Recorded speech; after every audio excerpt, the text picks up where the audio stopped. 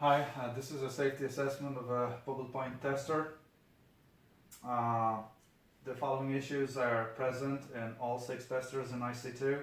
I'm going to start with the shelf closing after pressing the e-stop.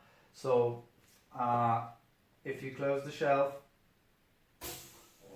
and press the e-stop, all the pneumatic pressure is being released, so there's nothing forcing the shelf going up or down. So this will just sink down to the low position. That's not dangerous. This is only the weight of the shelf. Like it's very loose. It's not gonna cause any harm. The problem starts when you or re-engage the e-stop. What happens is this just goes up by its own.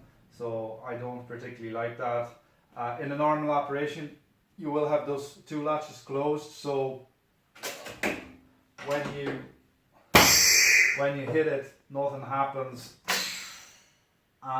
When you re-engage, it still stays in the same position. But you know, if we take the worst case here, you know, you will end up with this situation. Okay, this was problem number 1. Problem number 2 is movement of this shelf with no delay. So if you want to close it, there's like 3-second delay for this to come up. Now, when you want to drop it down, you just need to give it a quick tap and it goes down. So I don't particularly like that. I think there should be a 3-second delay there when you press both of them. So problem number 3 is that there's no confirmation or there's no notification that this will start moving.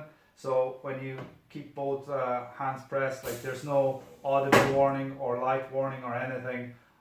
So what I would like to see here is either the audible beacon or the light to come off, just to tell you that this is going to start engaging. I would also like to show if it's ready for motion or not. So basically, if you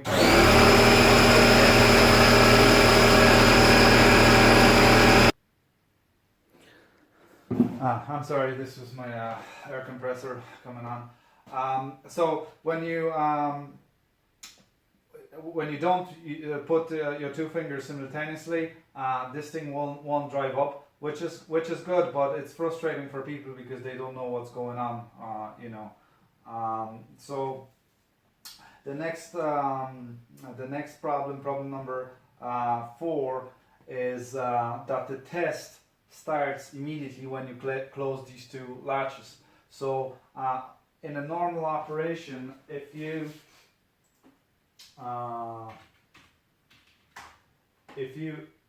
start your normal test, you put your membrane in, you close the shelf,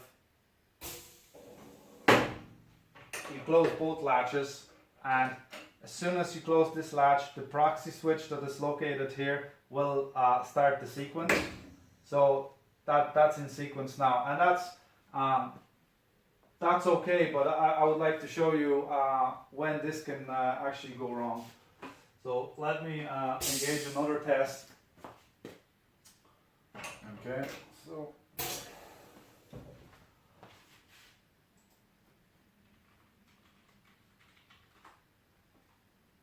now the only safety incident that we had with those testers in the last 10 years was when the operator get his finger caught with that U-shaped bracket with those fixtures at the bottom. So I've started the test on the screen. I'm going to put my membrane, close the tray, and what will happen if you actually make that proxy switch that is right here.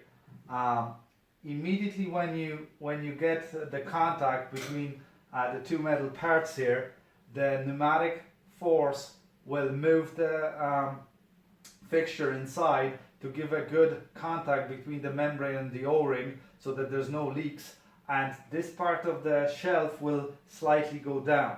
So imagine that bracket doesn't fully engage with those teeth here, and imagine if you have your finger right here, you know, this shelf will drive slightly down and you will get pinched. And I believe that's what happened with our only incident with those machines. So I'll make that contact and just watch this shelf. It's just going to slightly go down, but this is enough to give enough force between this U-shaped bracket and the fixture. And if your skin is in between there, and it might be because you're doing that in a hurry, you know, that's what can go wrong. So I'm gonna make that switch without this guy properly sitting here.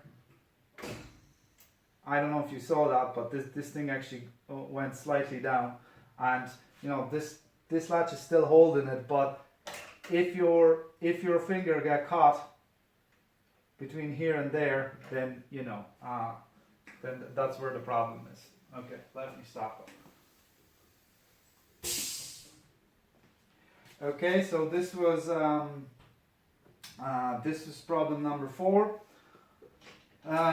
Another problem is that when you're on the sequence and you press the e-stop button or you take off those latches, the program doesn't stop. It just continues as you know, as it would. Partially it's because this is the pneumatic e-stop. It doesn't have any electrical feedback to the controller, so controller doesn't know that this has been pressed. However, there is an option to detect it because we have a pressure switch on the main pressure line. So when you press it, the PLC actually knows that there's no pressure. So let me show you this.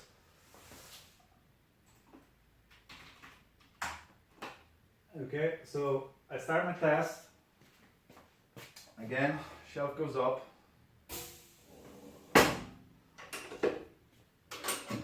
The test starts. It's in the sequence.